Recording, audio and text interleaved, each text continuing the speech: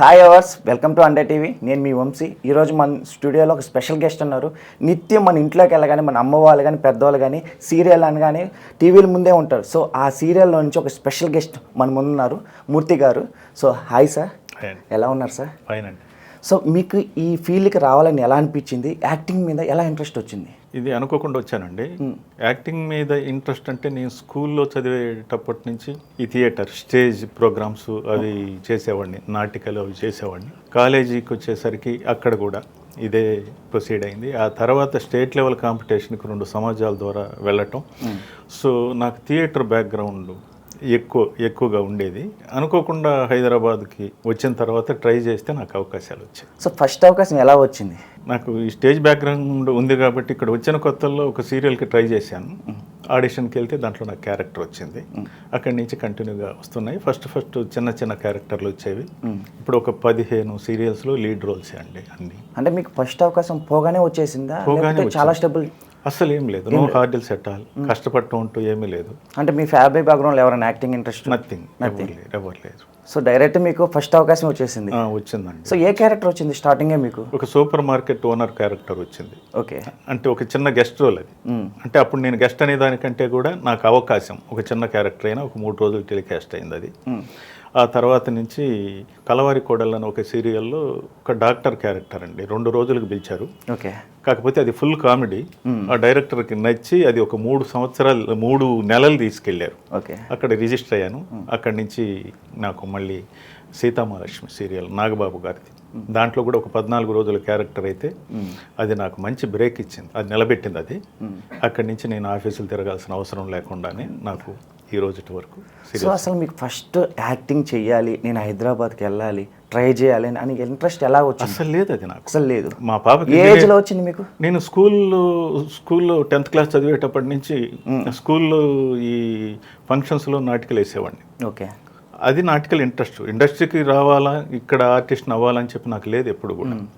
జేఎన్టీఏలో మా అమ్మాయికి సీట్ వచ్చింది ఇక్కడ హైదరాబాద్లో. తన హాస్టల్లో ఉండలేదని నేను మా ఆవిడ మా పాప వచ్చాము ఇక్కడికి వచ్చిన తర్వాత మా అబ్బాయి కూడా అప్పుడు ఇంజనీరింగ్ చదువుతా ఉన్నాడు ఊర్లో. అబ్బాయి కూడా కంప్లీట్ అయ్యి వచ్చేసాడు. ఒకసారి టీవీ చూస్తూ ఉంటే మా ఆవిడ అన్నది, ఇంత బ్యాక్గ్రౌండ్ ఉంది నీకు, ఎన్ని అవార్డులు వచ్చాయి కదా, సార్ ట్రై చేయొచ్చు కదా అంటే ట్రై చేశాను, వచ్చింది. మీకు మామూలుగా సీరియల్లో చాలా తక్కువ రెమ్యునరేషన్ ఇస్తారు అనేది ఒక టాక్. సో ఆ రెమ్యునరేషన్ మీకు సరిపోతుందా స్టార్టింగ్ స్టేజ్? అసలు బతకడానికి పనికిరాని ఫీల్డ్ ఏదన్నా ఉంది అంటే చిన్న ఆర్టిస్టులకు కానీ ఒక సుమారుపాటి ఆర్టిస్టులకు కానీ బతకడానికి అవకాశం లేని ఫీల్డ్ ఇది. ఆర్టిస్టు దీని మీద బతకలేడు. ఇంట్లో వాళ్ళ సపోర్ట్ ఉంటేనే దీని మీద జీవనం సాగించగలడు. కానీ ఇక్కడ ఏదో రెమ్యూనరేషన్లు వచ్చి పడిపోయి దీంట్లో పేరు వస్తుంది. పేరు అయితే అద్భుతమైన పేరు వస్తుంది. బయట వెళ్తే అందరూ గుర్తిస్తారు, 4 సెల్ఫీలు దిగుతారు. ఆ సెల్ఫీలతో సాటిస్ఫై అవ్వాల్సిందే తప్ప జేబుని ఉండదు, ఫ్యామిలీని లీడ్ చేయలేవు. ఒకటి ఉంది, ఒక సినిమాల్లో ఒక మంచి అవకాశాలు వచ్చి ఒక బ్రేక్ వస్తే చాలు 10 ఫ్యామిలీని ఒక ఆర్టిస్ట్ పోషించగలడు. అంటే స్టార్టింగ్లో మీరు కూడా మనీ ప్రాబ్లమ్స్ ఫేస్ చేశారా? అంటే కష్టపడ్డాం. అంటే ఏదో ఒకటి చేసుకుంటూనే. నేను ఇక్కడ ఒక డిటిపి సెంటర్లో పనిచేసేవాడిని, డిటిపి చేస్తాను తెలుగు బాగా. ఓకే.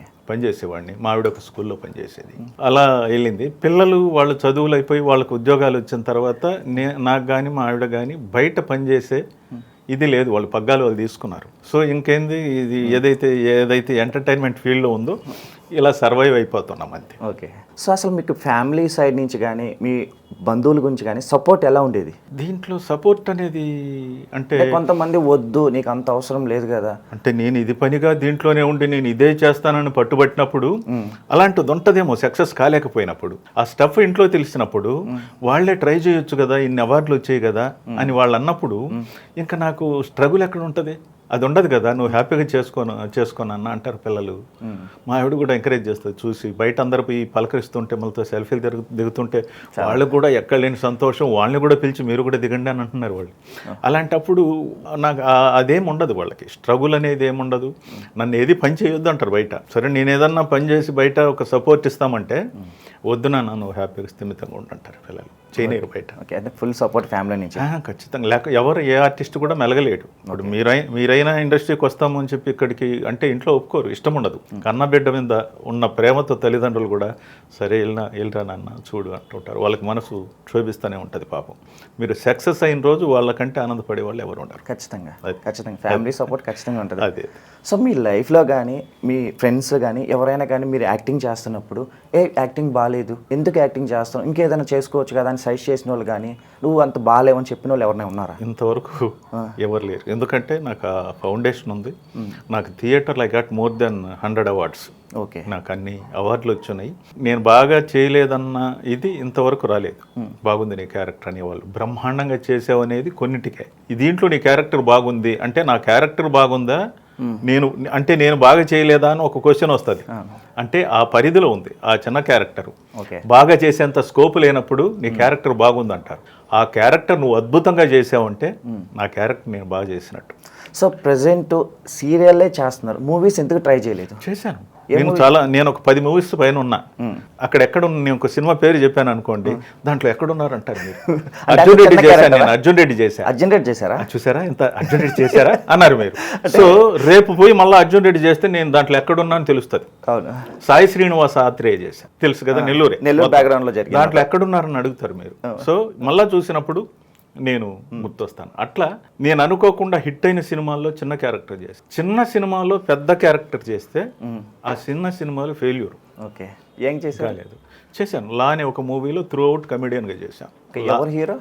అదే నేను చెప్తున్నా. ఓకే, ధీరాని హీరోనా? అది కాదు, కమల్ కామరాజ్ హీరో. ఓకే, లా మూవీ పేరు. ఏ అనే ఒక మూవీలో చేశాను. మంచి క్యారెక్టర్, లెంగ్తీ క్యారెక్టర్స్ అవి చేశాను. In the name of God అని ఒక వెబ్ సిరీస్ చేశాను. ఓకే, 2021లో మేలో అది స్ట్రీమింగ్ అయ్యింది ఆహాలో. దాంట్లో ప్రియదర్శి ఫాదర్గా చేశాను. చాలా మంచి క్యారెక్టరు. అది జనాల్లోకి పెద్దగా వెళ్ళలే. వీళ్ళుంటే ఇంకా అట్లా కొన్ని మనం చెప్పలేం. సో ఓవరాల్ మీ లైఫ్లో ఇప్పుడు మీరు చేసిన క్యారెక్టర్లో బాగా మీకు డిఫికల్ట్ అనిపించిన క్యారెక్టర్ ఏంటి? అసలు ఏది ఉండదు. ఏది అంటే ఇది మీరు డైరెక్టర్ అనుకోండి, I'm suppose to tune with you. అట్లా కాకుండా మీరు నాకు ట్యూన్ అయితే నేను ఆ క్యారెక్టర్ డైజెస్ట్ చేసుకున్నానని మీకు అనిపిస్తే నన్ను ఫ్రీగా వదిలేస్తే అది వచ్చేస్తుంది. లేదు మూర్తి గారు నాకు ఇలా కావాలండి అని అంటే నేను ట్యూన్ అవ్వటమే అంతే. దీంట్లో డిఫికల్టీ అనేది ఏది ఉండదు. నేను క్యారెక్టర్ని ఈ రకంగా అర్థం చేసుకున్నాను కాబట్టి నా పెర్ఫార్మెన్స్ అది. డైరెక్టర్ పర్సెప్షన్లో అది ఆయన ఆ విధంగా డైరెక్ట్ చేసుకుని మూర్తి గారు ఇది కాదు, దాని సోల్ ఇది అని ఆయన చెప్పారనుకోండి, నేను అప్పుడు దాన్ని డైజెస్ట్ చేసుకొని ఆయన ప్రకారం చేయటం. అంటే మీరు డైరెక్టర్ క్యారెక్టర్ చెప్పి మీరు చేయలేకపోయిన సిచ్యువేషన్ ఏదైనా ఉందా? ఇంతవరకు లేదు. ఇంతవరకు ఖచ్చితంగా 100% మీరు. నాకు అదైతే కూడా ఎప్పుడు కూడా నమ్మకం ఉంటుంది. సో మీది నాగబాబు రిలేషన్ ఎలా ఉంటుంది? అనుకోకుండా నేను సీతామహాలక్ష్మికి సెలెక్ట్ అయ్యానండి. సెలెక్ట్ అంటే నేను వేరే సీరియల్లో అత్తారింటికి దారేది అనే సీరియల్లో చేస్తున్నాను. అక్కడికి ఫోన్ వచ్చింది నాకు. అక్కడ ఏంటంటే సిగ్నల్స్ సరిగా ఉండవు. చూస్తే 3 మిస్డ్ కాళ్ళు ఉన్నాయి. నాకు ఆ మేనేజర్ ఫోన్ చేసి, సార్ ఎక్కడున్నారంటే ఇక్కడ ఉన్నానండి, అయిపోయింది నాకు ప్యాకప్ అంటే, మణికొండ పలానా దగ్గరికి రాగలరంటే వస్తానని నా కో ఆర్టిస్ట్ వస్తుంటే ఆయనతో బయలుదేరి వచ్చేసాను. వచ్చేసరికి షూటింగ్ జరుగుతూ ఉంది. ఈ నాగబాబు గారు అలా చూశారు. ఈయనేనా అన్నాడు మేనేజర్. అవునండి, రండి అని తీసుకెళ్ళి ఆయన లక్ష్మణ్ గారని ఆయన పర్సనల్ మేకప్ మ్యాన్, చనిపోయారు పాపం. ఆయన దగ్గర నాకు దగ్గరుండి మేకప్ చేయించారు. మేకప్ చేయించి నెక్స్ట్ డే షూట్. ఒక అద్భుతమైన క్యారెక్టర్ దాంట్లో. రామాచార్య అని ఒక జైలరు, ఒక రామభక్తుడు. ఓకే, అందరినీ శ్రీరామ అని పిలుస్తూ ఉంటాడు. ఎవరిని తిట్టడు. ఒక కానిస్టేబుల్ దొంగను కొట్టినా ఒప్పుకోడు. అదేంటి శ్రీరామ, మనిషిని అలా కొట్టమేనా, అలా నైతికంగా మాట్లాడు. చాలా సాఫ్ట్ క్యారెక్టరు. ఒక ఖైదీ గొడవ పడితే కొడుతుంటాడు కానిస్టేబుల్. ఇలా కొట్టొచ్చా, ఎల్లు నువ్వు అని కానిస్టేబుల్ పంపించి, ఎందుకు శ్రీరామ, ఎందుకు అతని దగ్గర దెబ్బలు తిన్నావు నువ్వు అంటే, మధ్యాహ్నం 1 గంట దాటిన తర్వాత నేను క్యాంటీన్కి వెళ్ళానండి, నాకు అప్పటికి అయిపోయిందని వెళ్ళిపోమన్నారు.